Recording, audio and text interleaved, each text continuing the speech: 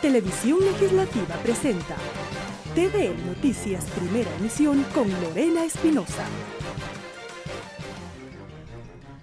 Miércoles 7 de marzo de 2018, ¿qué tal amigos? Muy buenos días, gracias por su sintonía a través del canal 42 en Quito y también en nuestro sitio web www.tvl.asambleanacional.gov.es. Revisamos de inmediato quién nos acompaña hoy en las entrevistas. Estarán con nosotros Luis Macas, dirigente indígena, licenciado en Antropología y Lingüística, doctor en Jurisprudencia e integrante del Consejo de Participación Ciudadana y Control Social Transitorio. Con él hablamos sobre la gestión del Consejo de Participación Ciudadana y Control Social. También nos acompaña Fernando Burbano, asambleísta nacional por el partido Juntos Podemos, integrante de la Comisión de Desarrollo Económico Productivo y de la Microempresa e integrante de la Comisión Ocasional para la Aplicación de la Consulta Popular. Con él hablamos sobre el avance del trabajo que realiza esta Comisión Ocasional.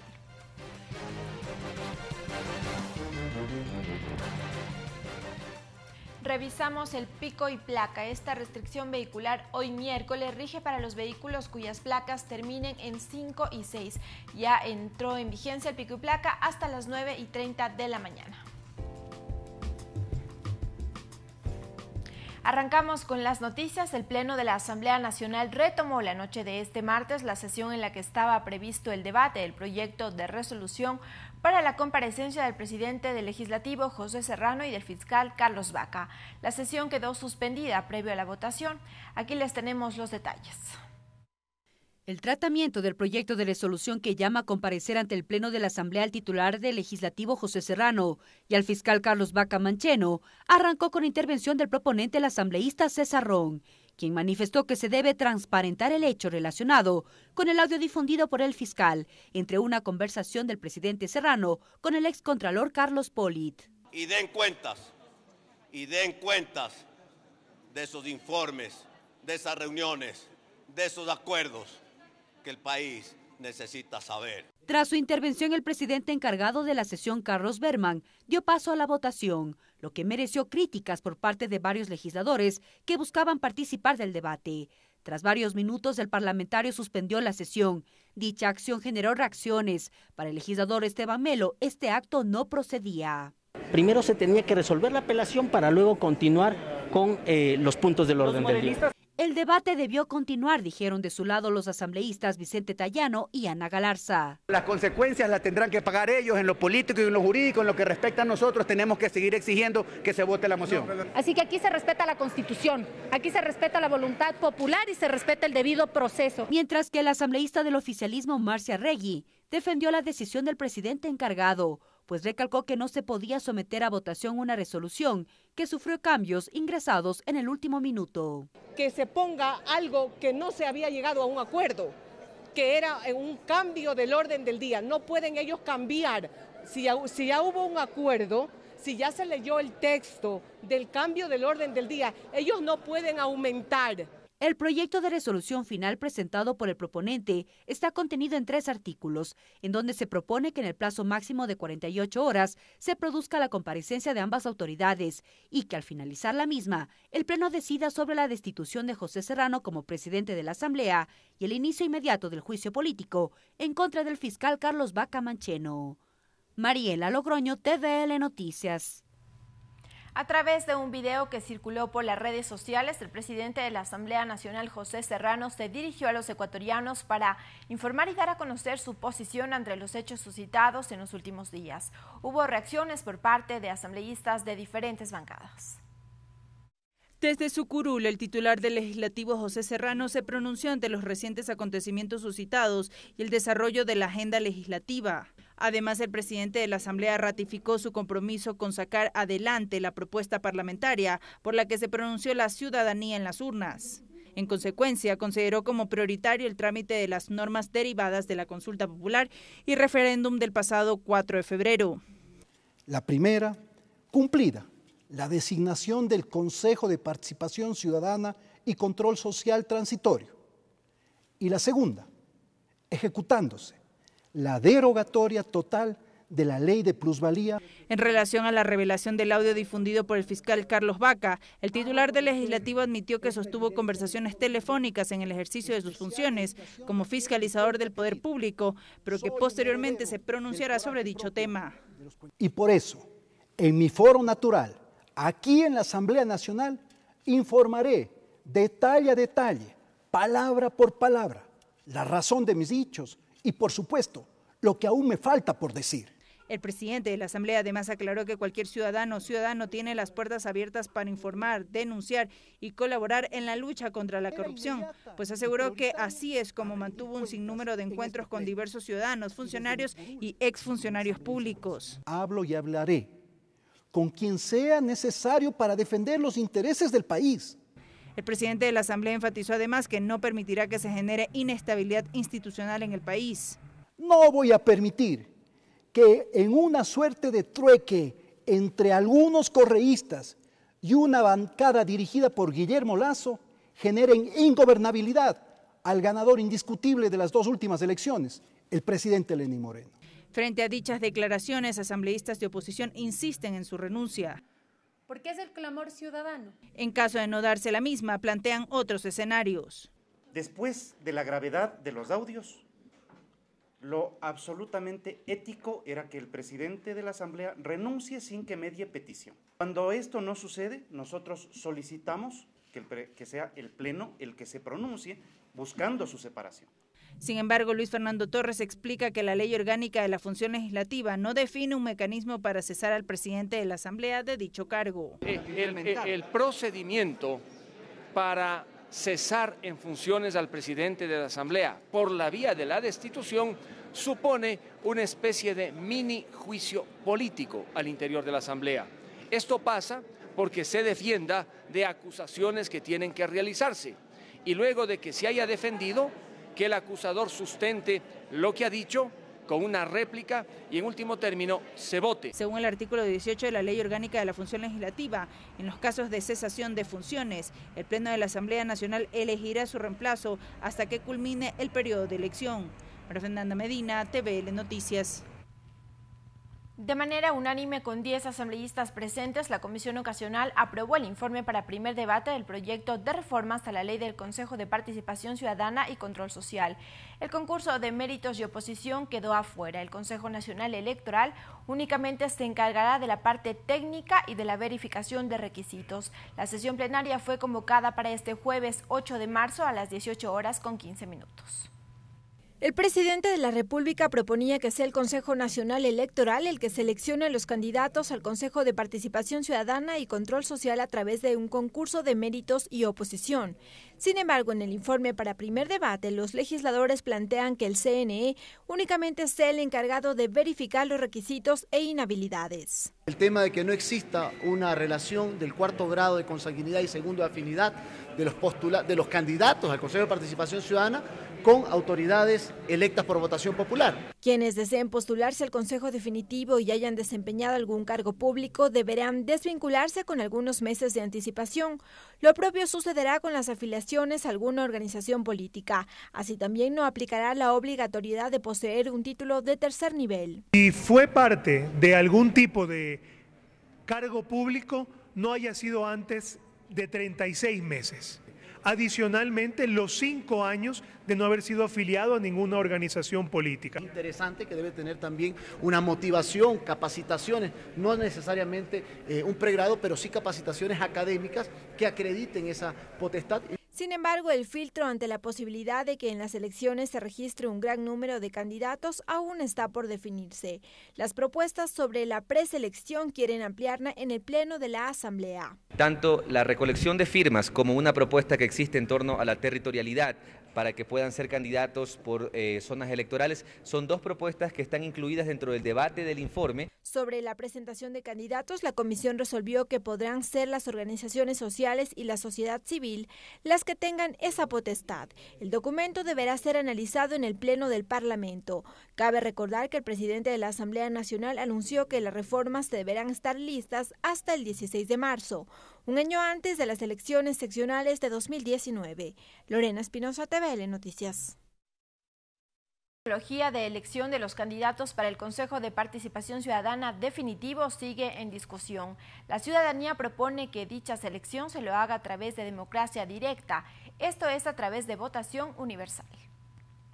Entre las propuestas ciudadanas que escuchó la Comisión Ocasional en la ciudad de Cuenca está la de Diego Andrade. Él es el representante del movimiento Resistencia en Democracia. Centró su exposición en la metodología para elegir a los integrantes del Consejo de Participación Ciudadana definitivo. Sostuvo que este mecanismo se lo puede hacer a través de democracia directa. Para definir los integrantes de este organismo, que serían en número de 7, con sus respectivos suplentes, es decir, 14 personas a nivel nacional. Sostuvo que el Consejo Nacional Electoral debe limitarse a la revisión de los requisitos de los candidatos. Atender las impugnaciones que se presenten e inscribir las candidaturas. Así como no tener sentencia penal ejecutoriada. Además, los candidatos deben contar con el respaldo de al menos 3 organizaciones sociales. Es de esperar que un ente de alto nivel como el Consejo de Participación Ciudadana esté conformado por personas de alta calidad moral, ética, personal, profesional, etc. En cuanto al proceso de elección, esta se realizaría por regiones, explica Andrade.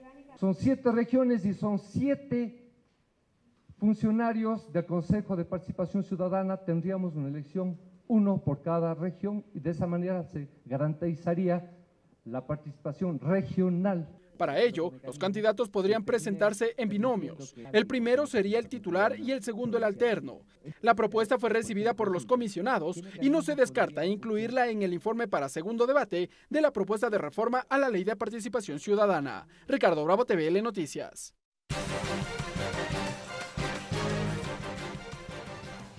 Saludamos a esta hora con el asambleísta Fernando Burbano, integrante de la comisión ocasional que tramita las preguntas 3 y 6 de la consulta popular. Asambleísta, buenos días. Buenos días, muchas gracias por esta oportunidad. Está listo ya el informe para primer debate del proyecto de reformas a la ley del Consejo de Participación Ciudadana.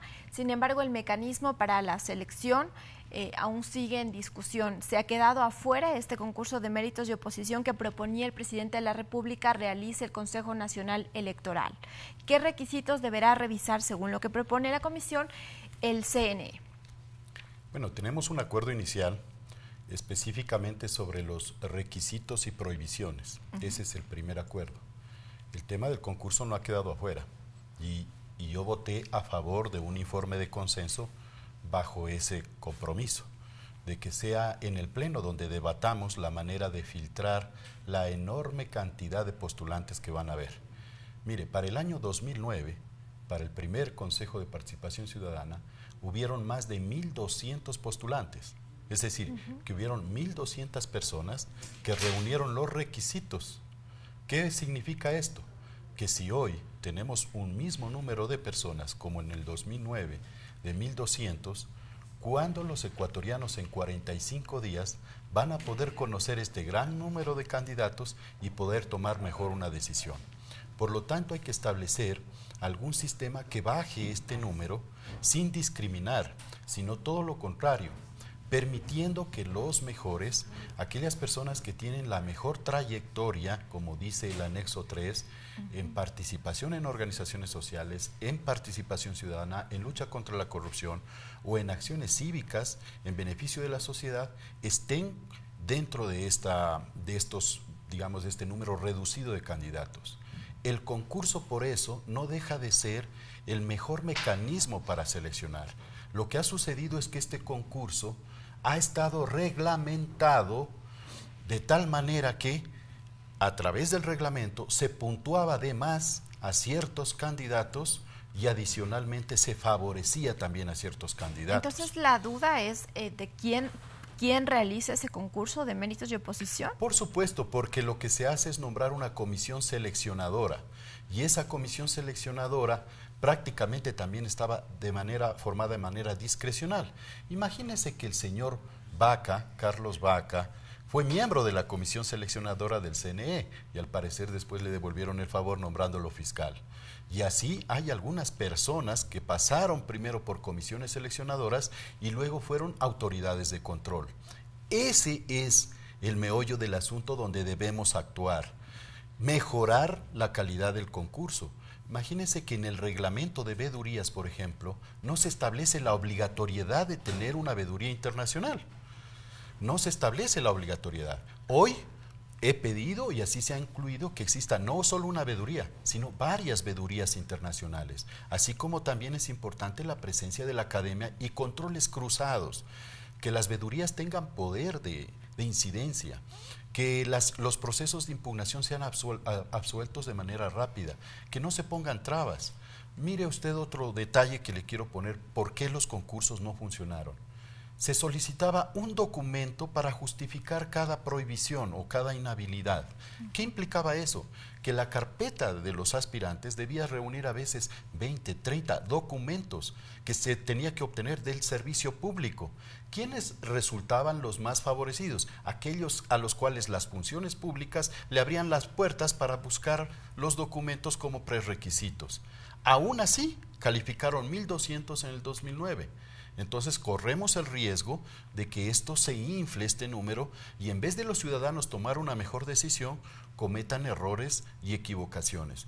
Mi equipo hizo un estudio, por ejemplo, del comportamiento del voto en plancha. ¿Por qué este estudio? Porque en el voto en plancha es un voto que se hace cuando hay una gran cantidad de candidatos. Recuerde usted, concejales y asambleístas. ¿Cuál es la particularidad que encontramos? En Quito y en Guayaquil, que son ciudades grandes, que debería la gente estar más informada, más del 90% de los votos fueron planchas, más de del promedio nacional del 80%. ¿Qué significa esto? Que la gente cuando decide, aún teniendo la posibilidad de escoger entre listas, es decir, seleccionar a los mejores de cada uno de los partidos, lo que hizo es votar por una sola lista. La pregunta es, si en estas sábanas de planchas habían signos que les ayuda y orienta al elector para votar, es decir, que en realidad no, lo que tenían es referencias de 12, 15, hasta 20 partidos, pongamos así, y tomaban una decisión. ¿Qué va a pasar con una papeleta de 400 nombres que no tienen identidad, que no tienen color y además que tienen 2 nombres y apellidos que el elector debe memorizar? Por eso, a mí me parece muy interesante y muy, digamos, apropiada la posibilidad de que territorialicemos la elección y que en cada territorio hagamos los concursos. Porque en territorios pequeños... En cada territorio se debería entonces conformar esta comisión que sería la que filtre los candidatos y luego pase al Consejo Nacional Electoral. El propio Consejo Nacional Electoral, este es otro tema. Hoy día no nos gustan los consejeros, la institucionalidad no sirve. El día de mañana ya ponemos los consejeros que nos gusta, la institucionalidad sí sirve. Hay que fortalecer la institucionalidad, el método del concurso tiene que ser estrictamente vigilado, eso es lo que ha faltado. Prácticamente los concursos se hacían a puerta cerrada, se decidía en otras dependencias quiénes iban a ser los electos. Entonces, lo que nosotros deberíamos procurar es tener un concurso mucho más pulido, ¿sí? Y territorializar la elección. En Cuenca se presentó una propuesta muy interesante, 7 regiones, un consejero por cada región. Esto da la posibilidad de tener una representación en el Consejo de Participación Ciudadana diversa, no solo de Quito, de Guayaquil o de los sectores que se sientan quizás en una mesa de negociación. Eso es lo que no queremos. Queremos una representación desde la ciudadanía. Y los ciudadanos, cuando van a elegir en sus regiones, es decir, entre 4 o 5 provincias, van a quizás a tener la oportunidad de conocer mejor esos perfiles. Y ahí, entre un número más acotado, diga usted, unos 10, unos 15 candidatos, y eligen uno, en 45 días, probablemente, y digo probablemente porque muchas veces no sucede así, van a conocerlos mejor y van a tomar mejor una decisión. El respaldo a través de recolección de firmas para poder inscribirse a una candidatura podría ser otro tema que sirva para esta preselección. Usted fue crítico con este tema. Y me parece que eso puede costarnos mucho en el futuro. Lo que estamos tratando es que los consejeros gocen de independencia, de incidencias externas, hablemos así, especialmente de los partidos políticos. La representación en el Consejo de Participación Ciudadana se procura que sea una representación de los ciudadanos, que provienen de vertientes de organizaciones, de acciones de lucha cívica, de participación. Eso es lo que se pretende. Es decir, ciudadanos que si bien es cierto en el pasado pudieron haber tenido una militancia, pero tienen una hoja de vida de compromiso social con la comunidad, con los colectivos. Y para poder hacer eso, no es necesario acreditar respaldo popular, pues. O sea, dividamos unas cosas. Los representantes políticos que estamos en partidos políticos acreditamos la representación popular, recogemos firmas a través de nuestras organizaciones políticas. Pero póngale a un ciudadano de a pie, sin recursos, que abandone su trabajo 1 o 2 meses para recoger 3.000 firmas, que es el número básico que dice. Calculemos cuántas tiene que recoger en 30 días. Cada día serían más o menos 100 firmas, ¿no? Cuando uno dirige campañas de recolección de firmas para los partidos políticos, ni a un muchacho pagado 8 horas diarias es capaz de recogerle 30 firmas válidas. No se diga a un candidato. Entonces, ¿qué va a tener que hacer ese candidato? Pedir apoyo, o alguien le va a ofrecer el apoyo, con brigadas, con recorridos, con financiamientos, y se van a producir precampañas. Entonces, hay muchos partidos políticos que defienden fervorosamente el recoger firmas, porque claro, a la vuelta de la esquina van a poder anclar candidatos del Consejo de Participación Ciudadana con sus campañas de nacionales, de autoridades locales. Eso es lo que hay que impedir. Definitivamente nosotros podemos terminar dando una solución que cause un mal mayor. Por eso, insisto, la institucionalidad hay que fortalecerla. Hay que poner el dedo sobre la llaga. Aquí todo el mundo dice, le ha deslegitimado el concurso. El día de mañana sale el señor fiscal. ¿Cómo lo vamos a elegir? A la suerte, Chinchimirico, de Timarín. ¿Qué? ¿Elecciones? No, hay que hacer un concurso, pues. Entonces estamos deslegitimando los procedimientos y las instituciones, y eso no podemos hacer. Asambleísta, en tiempos, ¿cómo deberá ya pasar el informe para segundo debate, toda vez que se ha dicho hasta el 16 de marzo debería ya estar aprobado este proyecto de reformas?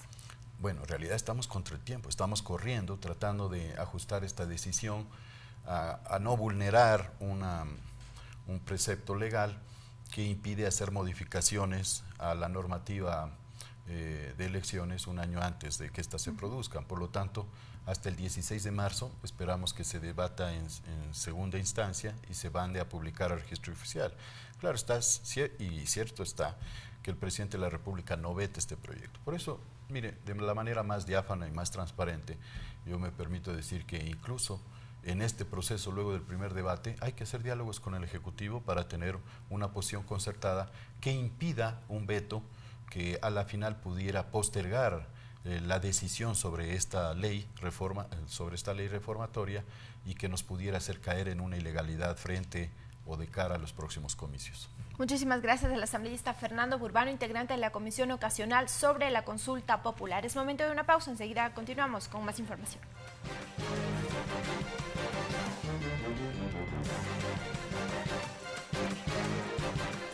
Regresamos con TVN Noticias Primera Emisión luego de la siguiente pausa promocional. Continuamos con TVN Noticias Primera Emisión. Gracias por seguir en nuestra sintonía. Seguimos con más noticias. Julio César Trujillo es el flamante presidente del Consejo de Participación Ciudadana Transitorio.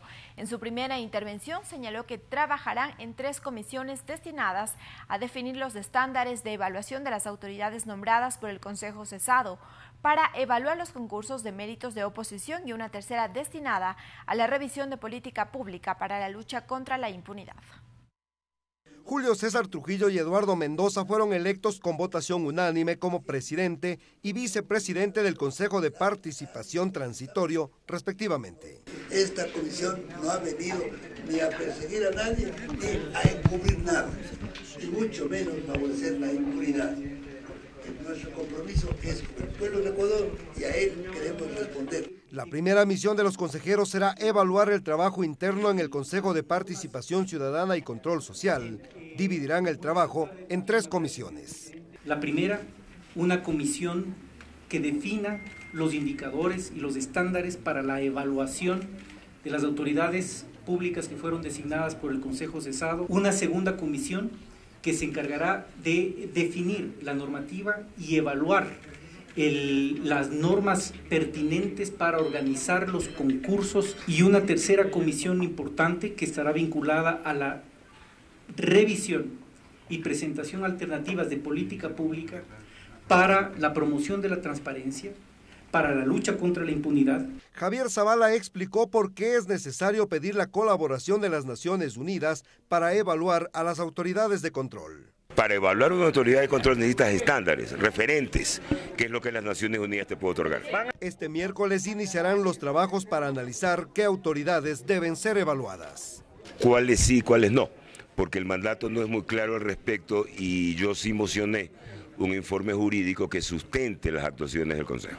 Manifestaron que cada semana emitirán un informe sobre su trabajo ante los medios de comunicación.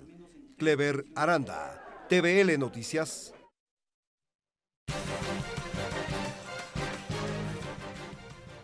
Y nos quedamos con este tema. Saludamos ya con Luis Macas, consejero de Participación Transitorio. Buenos días, bienvenido a la Televisión Legislativa. Buenos días, muchas gracias por esta oportunidad y si me permite saludar en mi, idioma. Tukui taita mama kunata, wambra kunata, wawa kunata, kaipunja, ayipunja nipani, kai napaita tukui shungu anchaya chipani. Bienvenido. El Consejo Transitorio ya designó a las autoridades, ha definido que se conformarán 3 comisiones, ya se conformaron de hecho 3 comisiones para ya arrancar con este proceso. La misión que ustedes tienen es evaluar a las autoridades designadas por el Consejo de Participación Ciudadana cesante. ¿Cómo trabajarán y cuál es el alcance de cada comisión, de cada subcomisión que se ha conformado? Bueno, yo creo que es precisamente porque hay una serie de actividades que el Consejo tiene y que es de enorme responsabilidad frente a la expectativa que tiene el pueblo ecuatoriano. Yo creo que no es menospreciar, yo digo, este trabajo, digamos, en equipos, como bien lo indicaba el consejero.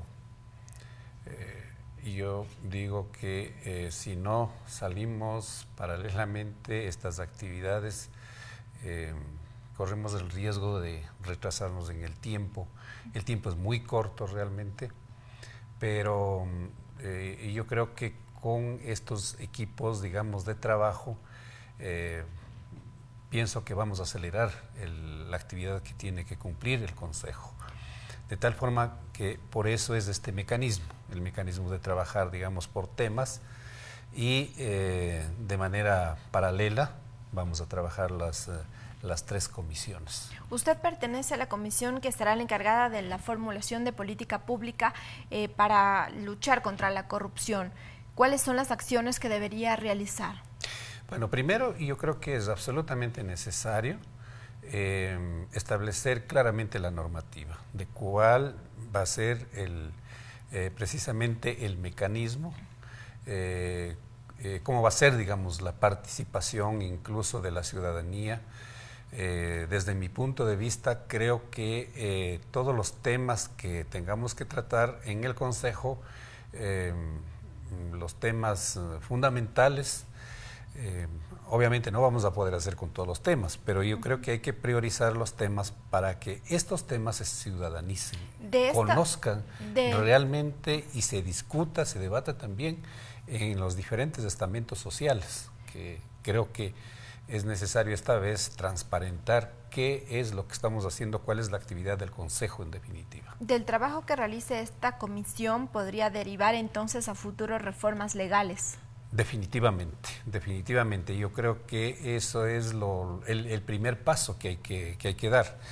Y casi en todas las comisiones, porque yo pienso que para la evaluación, por ejemplo, de las autoridades nominadas o de las instituciones cuya jurisdicción es del Consejo, yo creo que es necesario tener herramientas, por ejemplo, digamos la comisión de evaluación. ¿Cuáles van a ser los parámetros de medición para que la evaluación pues no sea un instrumento de persecución, un instrumento que vaya, digamos, a actuar injustamente contra, digamos, las autoridades y las instituciones nominadas por el Consejo. Aquí es donde entonces entrará la delegación de Naciones Unidas para que justamente ayude a clarificar cuáles son los estándares de evaluación y con este formato poder evaluar a las autoridades. Exactamente. Y yo creo que es necesario la presencia de una institución como las Naciones Unidas, porque ante el pueblo ecuatoriano garantiza de que se va a realizar una evaluación justa, una evaluación sostenida, una evaluación, digamos, pues con absoluta seriedad. Y yo pienso que también esto, además de garantizar, digamos, una correcta evaluación, es necesario que las instituciones internacionales avalicen este acto que va a ir realizando o las acciones que van a realizar en materia de evaluación al Consejo de Participación Ciudadana. De tal manera de que en ese sentido se harán ya inmediatamente las gestiones para que haya la presencia, la participación de las Naciones Unidas en este proceso de evaluación. ¿A su criterio existe tal vez un orden de prelación, una prioridad para evaluar a las distintas instituciones, autoridades? Le pregunto esto porque, por ejemplo, el Consejo ya podría tratar la destitución del superintendente Carlos Ochoa, que a propósito aquí también se le realiza un juicio político. Bueno, yo creo que la prioridad, precisamente la agenda, tiene que establecerse en estos días, empezando desde el día de hoy, porque el día de ayer lo que hemos logrado es identificar estos temas y distribuidos en comisiones, que son 3 temas fundamentales, 3 ejes, digamos, de acción del Consejo. Entonces, en estos días nosotros ya pues tendremos el establecimiento de puntos que van a priorizar cuáles van a ser las autoridades que se sometan, digamos, a la evaluación como Consejo, ¿no? Y otro de los temas que trajo al debate es si existe un ámbito jurídico para que este Consejo Transitorio pueda también ampliar la evaluación no únicamente a las autoridades designadas por el Consejo cesado, sino desde el Consejo anterior, desde la aparición y funcionamiento del Consejo de Participación Ciudadana como tal. Yo creo que el ámbito de acción del Consejo va mucho más allá. Si tomamos en cuenta el anexo 3 y sobre todo en el marco de la Constitución, nosotros lo tomamos como un mandato del pueblo ecuatoriano con el antecedente de la consulta popular, de tal manera de que creo que hay espacio donde se puede de alguna manera tener, digamos, esta acción mucho más amplia, evaluando a otras autoridades, digamos, públicas, que el Consejo oportunamente tendrá que ubicar en su agenda. Pero la prioridad es fundamentalmente a las instituciones, a los organismos de nominación, digamos, del Consejo de Participación Ciudadana, ¿no? Los ojos están puestos en este Consejo Transitorio. Han dicho desde la Asamblea, por ejemplo, que hay una luz para poder que a través de sus acciones se reduzca o se luche contra la corrupción. Ante eso, ¿cuál es el mecanismo o la respuesta que ustedes tienen que dar para que su trabajo sea confiable, sobre todo para la ciudadanía? La tercera comisión va a estar también destinada a incidir, digamos, en este proceso de la ciudadanización, de seguimiento, digamos, a las autoridades. Y por eso es que es un espacio también donde se puede presentar, por ejemplo, denuncias de parte de la ciudadanía. Pero yo creo que todo el pueblo ecuatoriano, ecuatorianas y ecuatorianos, tenemos hasta el día de hoy, yo digo, una gran parte de evaluación hecha ya, Y pienso que lo que tendríamos que hacer aquí es señalar más bien cuáles son las instituciones que en este momento están precisamente en crisis, ¿no? Pero necesariamente con la predisposición, digamos, de poner al debate esta situación que es muy difícil de decirlo. Yo creo que en el país lastimosamente hay una descomposición moral que nos ha llevado precisamente a esta circunstancia que está viviendo el país, una crisis, yo digo, no solamente económica, una crisis política y social que atraviesa el país, pero fundamentalmente me parece que nos ha golpeado mucho la crisis moral. Y el seguimiento, obviamente, a este tema es absolutamente importante para el Consejo de Participación Ciudadana Transitoria. ¿Cuál será el cronograma de trabajo entonces? Ayer ya se designó autoridades, se definió este mecanismo de trabajo, ¿hoy también tienen prevista otra sesión? Así es, vamos a trabajar toda esta semana y yo creo que no podemos pasar más tiempo, digamos, de lo que ya se ha pasado, pues desde la nominación, desde el escogitamiento de aquí de la Asamblea Nacional. Pienso que el trabajo de aquí en adelante va a ser continua, va a ser muy pesado precisamente para nosotros y por eso pensamos que la agenda tiene necesariamente que priorizar cuáles son los temas más importantes, por dónde empezar, digamos, las acciones del Consejo. Muchísimas gracias y como siempre, bienvenido a la Televisión Legislativa. Muchísimas gracias a usted por esta oportunidad. Fue Luis Macas, consejero de Participación Ciudadana Transitorio. Nosotros seguimos con más noticias y cambiamos de tema. Aproximadamente 4 horas duró el primer debate del proyecto de ley para derogar la ley de plusvalía. En su mayoría, los criterios se orientaron al apoyo a esta iniciativa. Desde otros sectores hay serias dudas y críticas sobre los mecanismos para sancionar la especulación del suelo en el país. La ley de plusvalía debilitó al sector de la construcción, conduciéndolo a la reducción de empleo. Fue el argumento del ponente, el asambleísta Fernando Burbano. En su intervención dio cifras como resultado de una normativa que no fue impulso para la reactivación económica del país, precisó. Por ello hay que generar políticas que incentiven el crecimiento urbano de manera planificada, ordenada y especialmente incentivar que estas construcciones tengan estímulos para que favorezca el aparato productivo. En el debate, el impuesto a la plusvalía concitó la discusión por el rumor de que este cobro se eliminaría. Frente a ello, los legisladores Luis Fernando Torres y Vicente Tallano aclararon que el mismo se mantiene en el COTAD. Por ello, sí existiría control y sanción para quienes especulen el valor del suelo. El impuesto que no se va a pagar es el impuesto a la utilidad extraordinaria. Siempre estuvo en absoluta vigencia y no cabe discusión alguna. No a todos convence la derogatoria.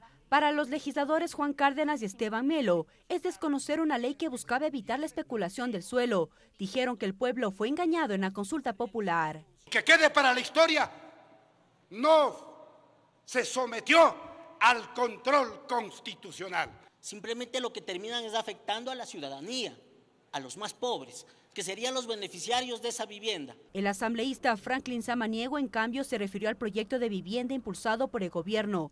Allí planteó varias interrogantes y dudas de su destino, pues dijo que hasta la fecha no hay avances. Concluyó ratificando que la derogatoria sí afecta al país. ¿Cómo se accede gratis a las viviendas ofrecidas? Migrantes, ¿cómo se benefician ustedes? Las nacionalidades, ¿qué elementos han aportado para el plan Casa para Todos? Cabe señalar que este proyecto de ley derogatoria nace a partir de lo aprobado por los ciudadanos en la consulta popular del pasado 4 de febrero. Mariela Logroño, TVL Noticias. El segundo debate del informe del proyecto de ley para la circunscripción territorial especial amazónica recibió varios aportes de los legisladores. La asignación de recursos continúa siendo el eje de mayor discusión. A continuación, un resumen de la jornada. Previo al debate del proyecto de ley para la circunscripción territorial especial para la región amazónica, el prefecto de la provincia de Pastaza, Antonio Cubes, y César Castro del Comaga saludaron la iniciativa, de la que dijeron es una deuda social con la región, al tiempo que dieron sus observaciones, pues la asignación de recursos continuaría siendo un eje de debate. necesitamos los recursos para poder llegar de manera oportuna a cada uno de esos sectores. Que por más de 40 años se ha venido explotando el petróleo y ha sido repartido en todo el país. Tras ello arrancó el debate con la intervención del ponente de la iniciativa, el asambleísta Jofre Poma, quien dijo que el cuerpo legal se basa en 3 ejes, el económico, de planificación y el ambiental. Con respecto a la asignación de recursos, hizo una breve explicación de los cambios. Hemos planteado de que tenga que ser de 4% y no menos de $2 americanos. No es justo que las provincias más ricas tengan más índices de pobreza a nivel nacional, fue la frase con la que inició el asambleísta Juan Pablo Belín. Él destacó los alcances del informe.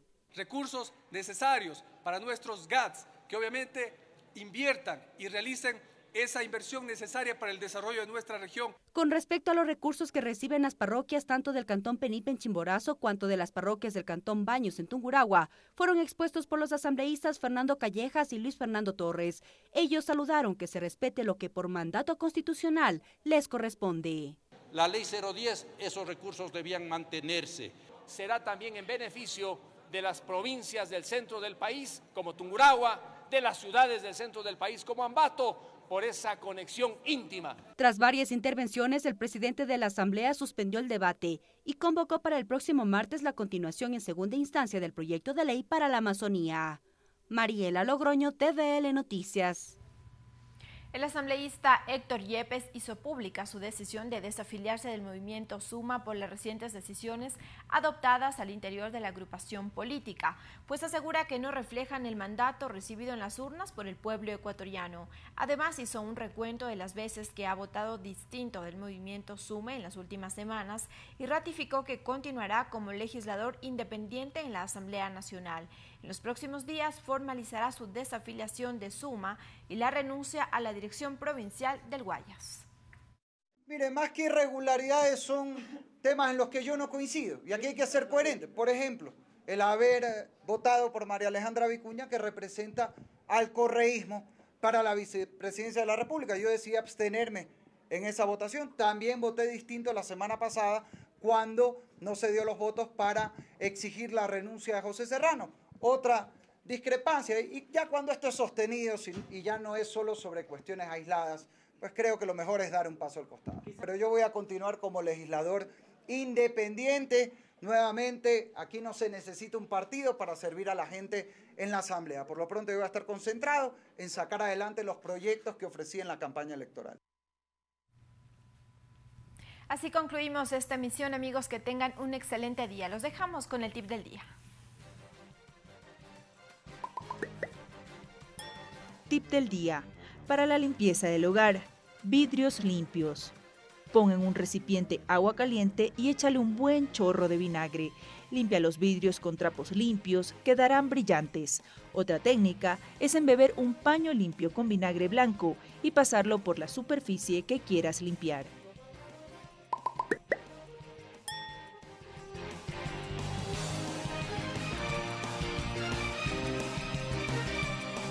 Televisión Legislativa presentó TVL Noticias, primera emisión.